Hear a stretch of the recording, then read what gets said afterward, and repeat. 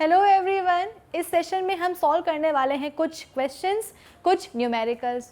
भाई किस पे बेस्ड होंगे वो? हमारे जो दो टॉपिक्स अभी हमने पढ़े हैं चैप्टर इलेक्ट्रिसिटी में, electric charge and electric current, उसी पे बेस्ड हम कुछ करेंगे न्यूमेरिकल्स सॉल्व और कुछ क्वेश्चन सॉल्व।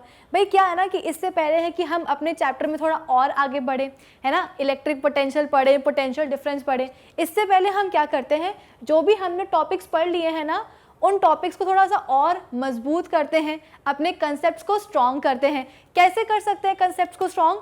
उन टॉपिक्स पे बेस्ड न्यूमेरिकल्स और क्वेश्चंस को सॉल्व करके। भाई आपको भी तो पता होना चाहिए ना कि जो अभी टॉपिक हमने पढ़े हैं उस पे किस तरह के क्वेश्चंस बनते हैं एग्जाम में, और वो हमें करने पड़ते हैं एग्जाम में। तो एक काम करते हैं, सबसे पहले इलेक्ट्रिक पोटेंशियल पढ़ने से पहले क्वेश्चन सॉल्व कर लेते हैं।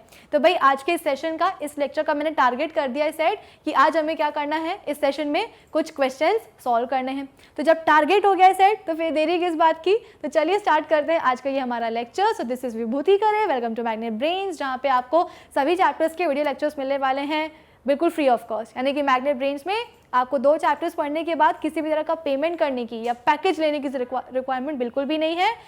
मैग्नेट ब्रेन्स आप तक पहुंचा रहा है क्वालिटी एजुकेशन बिल्कुल फ्री ऑफ कॉस्ट। तो इसी अच्छी बात से हम स्टार्ट करते हैं आज का ये हमारा सेशन क्वेश्चन नंबर 1 के साथ। क्वेश्चन नंबर 1 क्या है भाई? A current of 150 milli ampere flows through a circuit for 2 minutes, find the amount of charge that flows through a circuit. यानी कि हमको बताया गया है कि एक सर्किट है जिसमें 2 मिनट के अंदर 150 मिली एम्पियर करंट जो है ना फ्लो करता है। अब उस सर्किट के अंदर कितने अमाउंट का चार्ज फ्लो कर रहा है वो हमें बताना है। तो भाई हमने इलेक्ट्रिक करंट की डेफिनेशन पढ़ी है और उस डेफिनेशन से हमने फॉर्मूला भी डिराइव कर लिया है। फॉर्मूला को हमने याद नहीं किया था, हमने क्या किया था, इलेक्ट्रिक करंट समझा था, उसकी डेफिनेशन समझी थी और उसी से फॉर्मूला डिराइव कर लिया था। क्या थी भाई इलेक्ट्रिक करंट की डेफिनेशन? जल्दी से याद करो कि इलेक्ट्रिक करंट क्या होता है? The rate of flow of charge, यानी कि जो चार्ज है उसका उसको आप रेट में कन्वर्ट कर दो तो वो क्या बन जाता है? इलेक्ट्रिक करंट बन जाता है। ठीक है, यानी कि इलेक्ट्रिक करंट कहाँ एग्जिस्ट करेगा? अगर मैं बोल रही हूँ कि इस सर्किट में 150 मिली एम्पियर करंट जो है फ्लो कर रहा है, मतलब क्या उस सर्किट में चार्ज क्या कर रहे हैं? फ्लो कर रहे हैं। ठीक है, और उसी फ्लो ऑफ चार्ज का रेट क्या कहलाता है? इलेक्ट्रिक करंट कहलाता है। और मैंने आपको सिखाया था कि किसी भी क्वांटिटी का अगर आपको क्या करना है, रेट कैलकुलेट करना है, तो आप क्या करते हो, उस क्वांटिटी को डिवाइड कर दो टाइम के साथ, बन जाता है वो क्या, उस क्वांटिटी का रेट। तो यहाँ पे हमें चार्ज दिया हुआ है, कितना दिया गया है भाई? Q। ठीक है, तो Q को मैंने डिवाइड कर दिया किसके साथ? टाइम के साथ। ये क्या बन जाएगा? ये बन जाएगा rate of flow of charge, जो कि किसके बराबर होता है भाई? इलेक्ट्रिक करंट के बराबर होता है। अब ऐसा यूनिट क्या निकाली थी हमने करंट की? ऐसा यूनिट होती है सबसे पहले तो चार्ज की कितनी होती है? कूलम होती है। और टाइम की कितनी होती है? सेकेंड होती है। तो करंट की ऐसा यूनिट कितनी आ जाएगी भाई? कूलम सेकेंड इनवर्स या पर सेकेंड? Coulomb per second. अब इस कूलम पर सेकेंड को हम और क्या लिख सकते हैं भाई? इसको हम लिख सकते हैं एम्पियर। कैसे लिख सकते हैं एम्पियर? क्योंकि भाई एक साइंटिस्ट थे जिन्होंने करंट की फील्ड में काफ़ी डिस्कवरी करी थी, तो उनको रिस्पेक्ट पे करने के लिए हमने क्या किया, ये जो कूलम सेकेंड इनवर्स है पर सेकेंड, इसको हमने नाम दिया क्या? एम्पियर का। तो करंट की ऐसा यूनिट क्या हो गई? एम्पियर, और इसको हम कैपिटल ए से रिप्रेजेंट करते हैं। ठीक है, अब क्या होता है, कई सवाल तो बड़े आसान होते हैं। क्यों? क्योंकि उसमें करंट की जो वैल्यू है ना वो डायरेक्टली एम्पियर्स की यूनिट्स में ही दी जाती है। लेकिन कई बार क्या होता है, डायरेक्ट करंट को एम्पियर की यूनिट्स में नहीं दिया जाता। कैसे? इस सवाल के जैसे देखो जरा, इसमें करंट की वैल्यू क्या डायरेक्ट एम्पियर्स में दी गई है? नहीं, ये दी गई है किसमें? मिली एम्पियर्स में। ठीक है, ये किसमें दी गई है वैल्यू? मिली एम्पियर्स में दी गई है। अब क्या करना पड़ेगा? अब आपको सबसे पहले तो इस मिली एम्पियर को एम्पियर में कन्वर्ट करना पड़ेगा। ठीक है, तभी आप इस वैल्यू को, जो हमारा फॉर्मूला है करंट का, उसमें पुट कर सकते हो। तो पहला कन्वर्जन क्या होगा? 150 मिली एम्पियर को एम्पियर में कन्वर्ट करना है। दूसरा कन्वर्जन भी लगेगा यहाँ पे। कैसे लगेगा? यार टाइम देख रहे हो, टाइम किस में दिया गया है? मिनट्स में दिया गया है। लेकिन हम तो फॉर्मूले में किस में लेते हैं? सेकंड्स में लेते हैं। यानी कि यहाँ पे एक सेकंड कन्वर्जन भी लगेगा, जो क्या होगा? 2 मिनट्स को हमको सेकेंड्स में कन्वर्ट करना पड़ेगा। भाई 2 मिनट्स को सेकेंड में कन्वर्ट करना तो बड़ा आसान होता है। 1 मिनट में कितने सेकेंड्स होते हैं? 60। तो 2 मिनट में कितने हो जाएंगे? 2 × 60 यानी कि 120 सेकेंड्स। ठीक है, तो टाइम को तो आपने कन्वर्ट कर दिया, मिनट को आपने किस में कन्वर्ट कर दिया? सेकेंड्स में कन्वर्ट कर दिया। अब बारी आती है किस चीज़ की? करंट की। अब हमें मिली एम्पियर को एम्पियर में कन्वर्ट करना पड़ेगा। तो भाई इसके लिए भी क्या होना चाहिए? एक कन्वर्जन होना चाहिए। अगर आपको याद हो प्रीवियस सेशन में हमने बात करी थी, ये कन्वर्जन आपको दिख रहा होगा। ठीक है, 1 मिली एम्पियर किसके बराबर होता है भाई? 10⁻³ एम्पियर के बराबर होता है। और 1 माइक्रो एम्पियर किसके बराबर होता है? 10⁻⁶ एम्पियर के बराबर होता है। और ये जो कन्वर्जन है ना, इसको बिल्कुल भी भूलना नहीं। इसे आप अपनी कॉपी में नोट डाउन करिए, उसके ऊपर एक बड़ा सा सुंदर सा बॉक्स बना लो और उसके ऊपर कर लो स्टार मार्क। इसे मत भूलना। क्यों? क्योंकि ये कन्वर्जन हमें कई सारे क्वेश्चंस में काम आता है। तो 1 मिली एम्पियर किसके बराबर हो गया? 10⁻³ एम्पियर के। और 1 माइक्रो एम्पियर किसके बराबर हो गया? 10⁻⁶ एम्पियर के। ठीक है, आगे आपको बात समझ में? अब क्या करें? अब आ जाते हैं अपने सवाल पर। तो टाइम को तो हमने कन्वर्ट कर लिया, तो अब मिली एम्पियर को भी हमें एम्पियर में कन्वर्ट करना पड़ेगा। क्या सीखा है हमने कन्वर्जन? 1 मिली एम्पियर किसके बराबर होता है? 10⁻³ एम्पियर के बराबर। तो 150 मिली एम्पियर किसके बराबर हो जाएगा? 150 × 10⁻³ एम्पियर के बराबर। यानी हमने क्या कर दिया है? हमने इस m को हटा करके 10⁻³ लिख दिया है। तो इससे क्या हुआ? मिली एम्पियर करंट कन्वर्ट हो गया एम्पियर में। जब करंट कन्वर्ट हो गया है, टाइम कन्वर्ट हो गया है, तो फिर देरी किस बात की? फटाफट से लगाते हैं अपना फॉर्मूला। फॉर्मूला क्या है भाई? I = Q/T। ठीक है, I कितना हो गया है भाई? I हो गया है 150 × 10⁻³ Q तो हमें कैलकुलेट ही करना है ना। हमसे यही तो पूछे कि कितने अमाउंट का चार्ज फ्लो हो रहा है, तो Q तो हमसे पूछा ही है। और टाइम कितना हो गया है भाई? टाइम हो गया है 120 सेकेंड्स। क्या करेंगे Q कैलकुलेट करने के लिए? 120 को हम लेके आ जाएंगे कहाँ? LHS में। तो ये कितना हो जाएगा? 150 × 10⁻³ × 120 that is equal to charge. ठीक है, इस पूरे चीज को जब आप सॉल्व करोगे तो कितना आंसर आ जाएगा भाई? आपका आंसर आ जाएगा 18। और 18 को आप सिर्फ उसके मतलब जो चार्ज आया है उसको आप सिर्फ उसके मैग्नीट्यूड के साथ नहीं लिखोगे, आपको लगानी पड़ेगी उसकी SI यूनिट। SI यूनिट क्या होती है भाई? चार्ज की कूलम्स होती है। तो चार्ज कितना आया भाई? टोटल चार्ज 18 कूलम्स आया। तो क्या समझ में आया इस चीज से हमें? कि एक सर्किट है जिसमें कि 2 मिनट के लिए 150 मिली एम्पियर करंट फ्लो होता है। तो उस सर्किट में कितने अमाउंट का चार्ज बहेगा भाई? कितने अमाउंट का चार्ज फ्लो होगा? तो 18 कूलम्स का चार्ज फ्लो होगा। ठीक है, आ गई आपको बात समझ में? अब अगर आपको इसके आंसर का लेना है स्क्रीनशॉट तो आप ले लीजिए। मैं हो जाती हूँ स्क्रीन के बाहर, आप इसका स्क्रीनशॉट लेंगे ऑन द काउंट ऑफ 5। ठीक है, so your time starts now. 5 4 3 2 and 1। I hope आपने इसका स्क्रीनशॉट ले लिया होगा, और अगर नहीं लिया तो कोई बात नहीं, वीडियो को पॉज कर लेना और फिर ले लेना। ठीक है, हम बढ़ते हैं अपने नेक्स्ट क्वेश्चन पे। नेक्स्ट क्वेश्चन क्या है?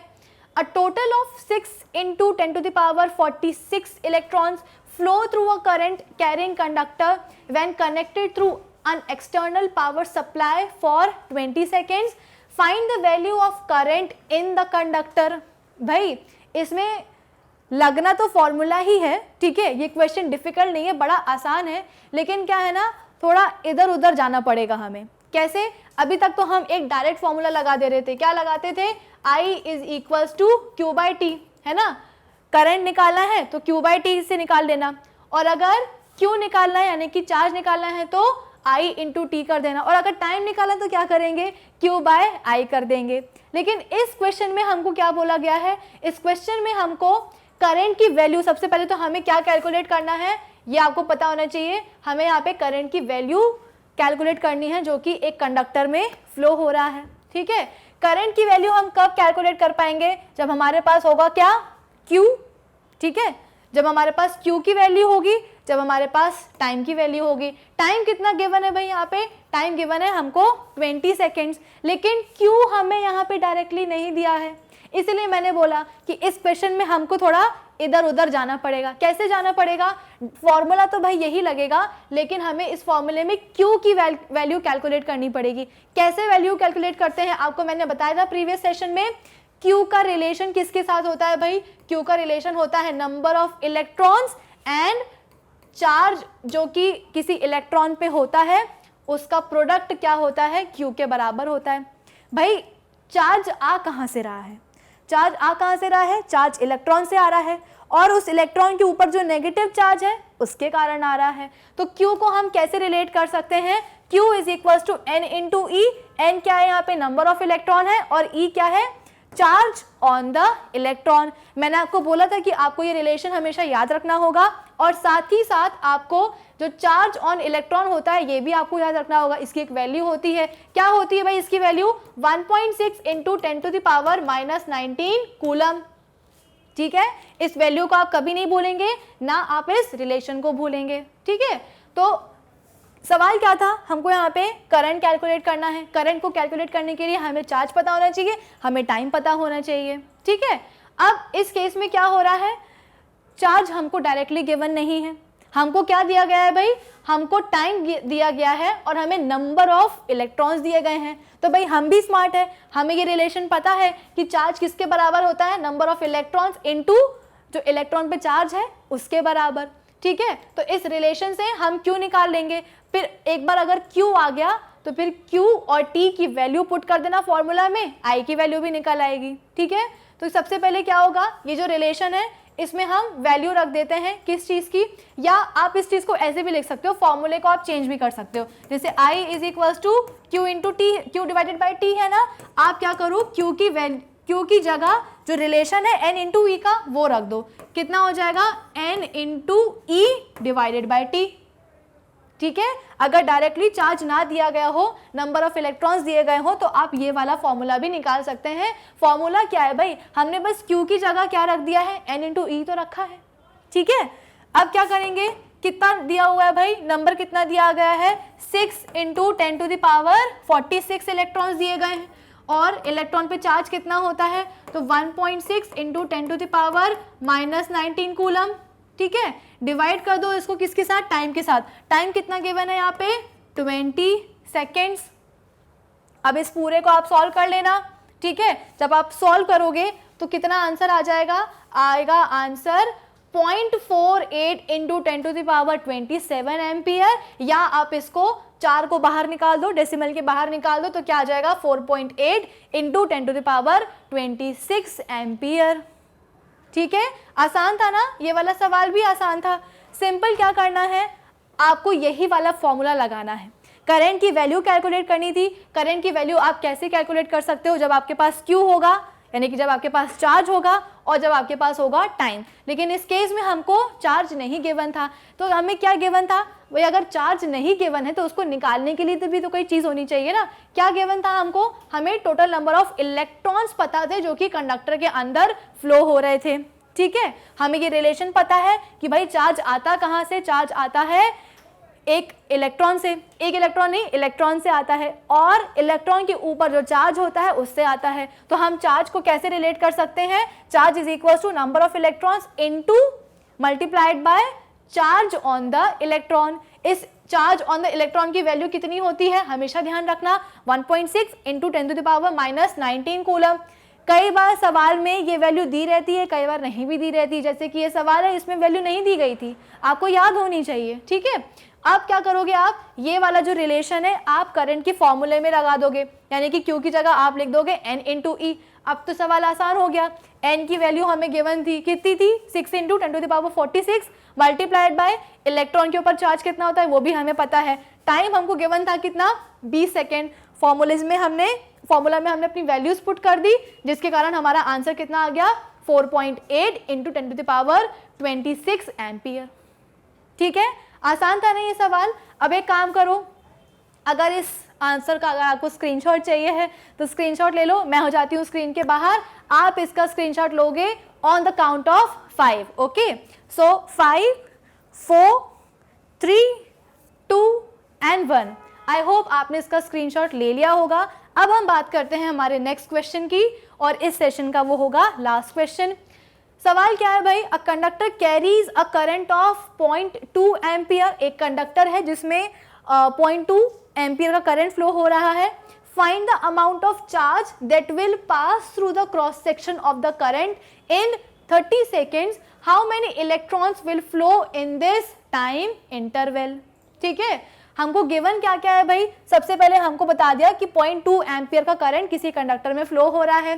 Find the amount of charge that will pass through the cross section of the conductor in 30 seconds. हमको चार्ज पूछा गया है कि चार्ज कितना फ्लो होगा 30 सेकेंड्स में, यानी कि यहाँ पे भी हमारा सिंपल क्या लग सकता है, फॉर्मूला लग सकता है I is equal to Q by T. Current कितना गिवन है, 0.2 एम्पियर में है। अच्छी बात क्या है, एम्पियर में ही है, कोई कन्वर्जन रिक्वायर्ड नहीं है। इज इक्वल टू चार्ज हमसे पूछा गया है, कब, कितना चार्ज, जब करंट फ्लो होगा 30 सेकेंड्स के लिए। तो टाइम भी हमको किस में गिवन है भाई, सेकेंड्स में गिवन है। यहाँ भी हमें कोई भी कन्वर्जन की रिक्वायरमेंट नहीं है, सिंपल हमने ये फॉर्मूला लगा दिया। तो कितना आ जाएगा भाई, 0.2 into 30 is equal to Q. तो ये कितना हो जाएगा, 3 2 6 और डेसिमल है तो ये हो जाएगा कितना, 6 कूलम चार्ज। हमेशा यूनिट के साथ लिखना है ना, केवल मैग्नीट्यूड लिख के मत छोड़ देना, वैल्यू लिख के मत छोड़ देना, यूनिट भी लगाना। तो चार्ज कितना आया भाई, 6 कूलम आ गया। लेकिन इसमें कुछ और भी पूछा गया था हमसे। क्या पूछा गया था, how many electrons will flow in this time intervals. और हमसे ये भी पूछा गया है कि इस पर्टिकुलर टाइम इंटरवल पे यानी कि 30 सेकेंड्स में कितने नंबर ऑफ इलेक्ट्रॉन्स फ्लो करेंगे। यानी कि इस सवाल में हमसे दो चीज़ पूछी गई थी। पहला तो क्या था, चार्ज पूछा गया था, और फिर हमसे ये पूछा कि इस पर्टिकुलर टाइम इंटरवल में चार्ज कितने फ्लो करेंगे, इलेक्ट्रॉन्स कितने फ्लो करेंगे। तो भाई आपको क्यू की वैल्यू गिवन है, ठीक है, और आपको पता है कि चार्ज से हम नंबर ऑफ इलेक्ट्रॉन्स कैसे कैलकुलेट कर सकते हैं, क्योंकि हमें Q is equals to N into e का रिलेशन पता है। Q क्या है, चार्ज है, N क्या है, नंबर ऑफ इलेक्ट्रॉन्स है, E क्या है, ये E है चार्ज ऑन द इलेक्ट्रॉन। तो Q अभी कितना निकाला हमने, 6 कूलम निकाला। नंबर ऑफ इलेक्ट्रॉन्स तो हमें कैलकुलेट ही करने हैं, इनटू चार्ज कितना होता है भाई इलेक्ट्रॉन पे, मैंने आपको बोला है हमेशा ध्यान रखना, 1.6 into 10 to the power minus 19 coulomb. ठीक है, अब क्या करेंगे, इस n की वैल्यू निकालने के लिए हम क्या करेंगे, 6 और 1.6 है, इसको हम डिनोमिनेटर में लेके आ जाएंगे। तो ये कितना हो जाएगा, 1.6 into 10 to the power minus 19। ठीक है, अब क्या होगा, 2 से मल्टीप्लाई हो सकता है, ये 2 3 = 6 और ये कितना हो जाएगा 0.8, ये हो जाएगा 0, ऊपर आ जाएगा। ठीक है, तो ये कितना हो जाएगा 30/8, ये हो जाएगा 15, ये हो जाएगा 4 और ये अप्रॉक्सीमेटली कितना हो जाएगा 3.75 इंटू ये जो 19 है ये कहाँ चला जाएगा, ऊपर चला जाएगा। अभी तक डिनोमिनेटर में ये -19 था, लेकिन जैसे ही ये न्यूमरेटर में जाएगा ऊपर साइन चेंज हो जाएगा। ये कितना हो जाएगा 10 टू द पावर 19 कूलम।